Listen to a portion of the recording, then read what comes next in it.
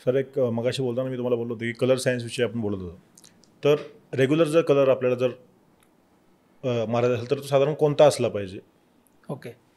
सगळ्यांनाच पंचतत्वानुसार कलर करणं, wallpaper, wall colour किंवा स्पेस डिझाईन करणं पॉसिबल नसतं.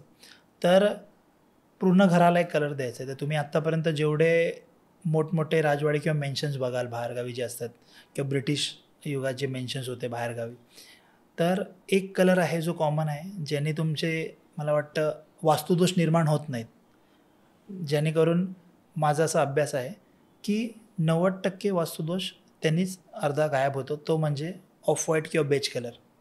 त्याच्यामध्ये शेड सांगायची तर मॉर्निंग ग्लोरी म्हणून एक शेड आहे एशियन पेंटची, ती सगळ्यात बेस्ट. म्हणजे मला जो कलर त्याचा मी अभ्यास केला, जो माझ्या घरालाही कलर आहे त्याचं सांगतोय. म्हणून तो मॉर्निंग ग्लोरी म्हणून शेड आहे एशियन पेंट्समध्ये किंवा आणि कुठल्या कंपनीमध्ये पण भेटत असेल, पण मॉर्निंग ग्लोरी हा कलर नेहमी बेस्ट. ऑफ व्हाईट किंवा बेज कलर किंवा मॉर्निंग ग्लोरी हा कलर मारावा. हा कोणीही आपल्या घराला, बंगल्याला किंवा कुठेही मारला तरी काही प्रॉब्लेम नाही. ओके.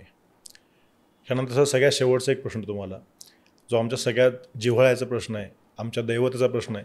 छत्रपती शिवाजी महाराज, आमचेही दैवत आहेत. छत्रपती शिवाजी महाराजांचं प्रतिमा असेल किंवा त्याची मूर्ती असेल छत्रपती शिवाजी महाराजांची, तर ते ऑफिसमध्ये असेल, घरामध्ये असेल, तर ती कोणत्या ठिकाणी असावी?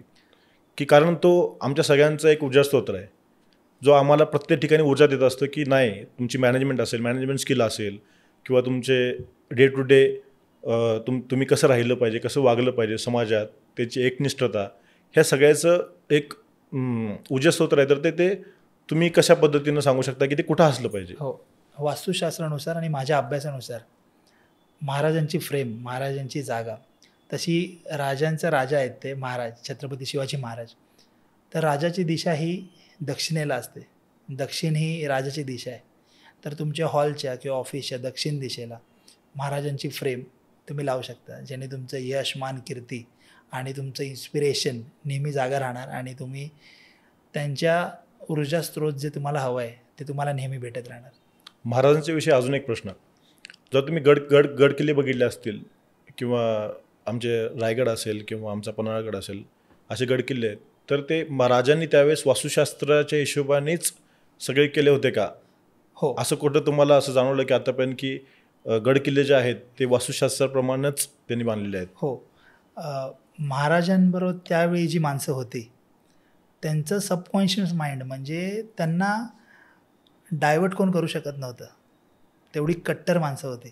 बरोबर. आणि तेही किल्लेही तुम्ही जर बघाल तर कुठलाही गाईड जेव्हा तुम्हाला किल्ल्याबद्दल सांगतो, दरबार असायचा, जे मेन स्थान ब्रह्मस्थान असायचं ते नेहमी उंच असायचं आणि मोकळं असायचं. गाईड तुम्हाला कधीच वॉशरूम दाखवत नाही किंवा कुठे वॉशरूम होते सांगत नाही. कारण की वॉशरूम हे कधीच घरात किंवा बंगल्यामध्ये किंवा किल्ल्यामध्ये कधीच जवळ नसायचं.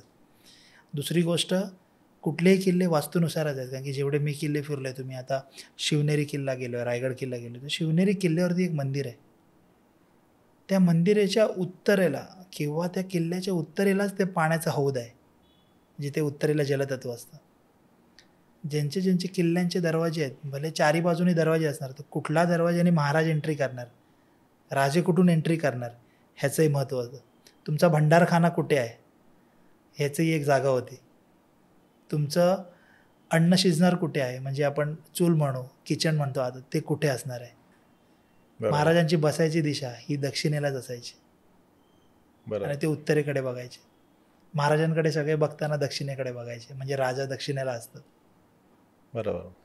तर हे किल्ले पण वास्तूनुसारच बांधले गेले आहेत. आणि महाराजांकडे त्यावेळी जी माणसं होती त्यांना दिशेंचा, सूर्यप्रकाश कुठून येणार, सूर्याची ऊर्जा काय आहे, जमिनीतली जी पृथ्वी तत्वाची ऊर्जा काय आहे, मॅग्नेटिक पॉवर आज जे म्हटलं जातं, मॅग्नेटिक एनर्जी, गुरुत्व आकर्षण जी शक्ती आहे ती, सूर्य कसा फिरतो, कसा मावळतो, दक्षिणेला कधी येतो, तेव्हा कुठल्या बाऱ्या किंवा तिथे खिडकी पाहिजे का, बरोबर, थंडावा कुठून येणारा, हा तेव्हा अभ्यास होता. आणि गड किल्ले पण महाराजांच्या माणसांनी वास्तूनुसारच बांधलेले. म्हणजे वास्तुशास्त्र त्यावेळीपासून आहे, त्यावेळीपासून युगायुगापासून वास्तुशास्त्र चालत आलेलं आहे. जसं मी तुम्हाला मगाशी म्हणलो, ओंकारातून ब्रह्मांड, ब्रह्मांडातून सृष्टी, त्यातून हे पंचतत्व, आणि या पंचतत्वातूनच मानवाची निर्मिती झाली. मानव म्हणजेच आपले ऋषीमुनी, ज्यांनी भौगोलिक सामाजिक अभ्यास करत ह्या गोष्टी समजल्या. मानवाच्या 3 मूलभूत गरजा आहेत, त्याच अन्न, वस्त्र आणि निवारा. बरोबर. तर अन्न त्याला शेती करून किंवा झाडातून भाजीपाला भेटतो, फळं भेटतात.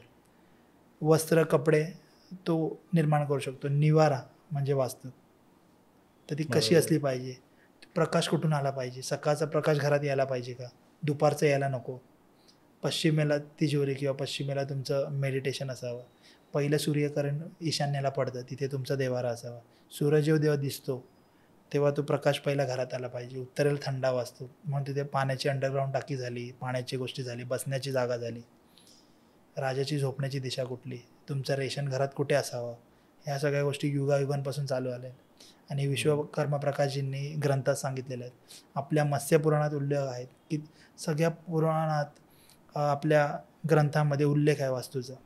बरोबर. आता मला हे सांगा सर की वास्तुशास्त्र हे फक्त हिंदू धर्मामध्ये आहे की अदर रिलिजनमध्ये सुद्धा वास्तुशास्त्र हे? मी ज्यांना आत्तापर्यंत कन्सल्ट केलं आहे तर माझ्याकडे सगळ्या धर्माची माणसं आलेली आहेत, कारण की सूर्यप्रकाश, सूर्य जो सकाळी उगतो तो कोणाला धर्म विचारून उगतो का? नाही. सूर्यनारायणाला कोण थांबवू शकतं का? नाही. बरोबर. तर दिशा, सूर्याचा प्रकाश, सूर्याचं उगण्याची दिशा ही कोण बदलू शकतो? सायन्स एवढं पुढे गेले, बदलू शकतो का? नाही. तर कुठल्याही धर्मासाठी नाही, वास्तू ही प्रत्येकावरती काम करते, जो मानतो त्याच्यावरती काम करते, नाही मानत त्याच्यावरती पण काम करते. आणि सूर्याचं असं आहे की सूर्यनारायण ह्याचे 2 आयन आहेत. कसं होतं, नॉर्मल माणूस जेव्हा पूर्व बघतो तो सूर्य जिथून येतो तीच पूर्व बघतो, पण 6 महिने, वर्षाचे 6 महिने उत्तरायण असतं आणि 6 महिने दक्षिणायन. म्हणजे काय, सूर्यनारायणाचे 2 आयन, उत्तरायण आणि दक्षिणायन. त्याला नॉर्थ सॉल्स्टाईस किंवा सॉलिस्टाईस म्हणतात, किंवा साऊथ सॉल्स्टाईस किंवा सॉलिस्टाईस, असे 2 प्रोनाऊन्सिएशन आहेत त्याचे. तर उत्तरायण आणि दक्षिणायन. तर उत्तरायणच्या वेळी सूर्य थोडासा उत्तरेकडे टिल्ट असतो आणि दक्षिणेच्या वेळी थोडासा दक्षिणेला. म्हणून गावाकडे तुम्ही म्हणालात, माणसांना विचारलं की ते सांगणार की आता थोड्या दिवस इथून येत होता, जरा आता सूर्य असा आहे, म्हणून एक्झॅक्ट पूर्व काढता येत नाही आणि एक्झॅक्ट पूर्व न काढता आल्यामुळे बाकी रचना चुकते कधी कधी. म्हणून ह्याच्यासाठी तज्ज्ञांचा हा रोल असतो आणि तज्ज्ञांबरोबर जे काम करते टीम त्यांचा हा रोल असतो की कॉर्डिनेट्स घेणे, जागेचे गुगल अर्थ कॉर्डिनेट्स घेणे किंवा कंपासने बघणे किंवा मोबाईलने चेक करणं सगळ्या. कारण की आयफोनमध्ये ट्रू नॉर्थ तुम्हाला भेटतो, कारण की नॉर्मल जर आपण कंपास घेतला किंवा साधा मोबाईल घेतला तर त्याच्यामध्ये ह्या सगळ्या आपल्या बाजूला जेवढ्या मशीन आहेत त्याच्यात मॅग्नेट असतं, त्याच्यामुळे तो काटा हलत राहतो दिशेंचा, कंपासचा.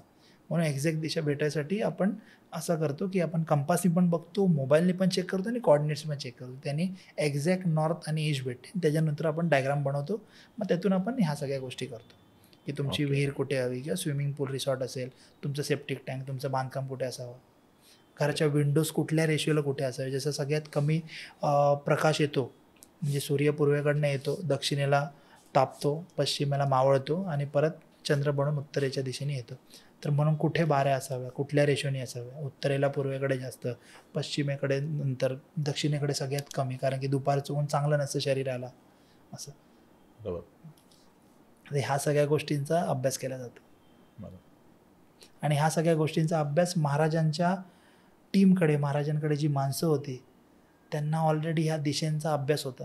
म्हणून तुम्ही बघा जेवढे गड किल्ले आहेत त्यांनी बरोबर सगळ्या गोष्टींचा अभ्यास करून मांडलेला आहे. म्हणून महाराजांनी एवढ्या कमी वयात एवढे किल्ले जिंकले आणि एवढं राज्य केलं आणि आपल्या मनावरती आयुष्यभर चालेल हे इन्स्पिरेशन आपल्याला देऊन गेले की एका माणसाचे विचार, आणि महाराज तर अवतार पुरुषच होते, त्यांना सगळ्या विद्या ज्ञान अवगत होतं ऑलरेडी. बरोबर.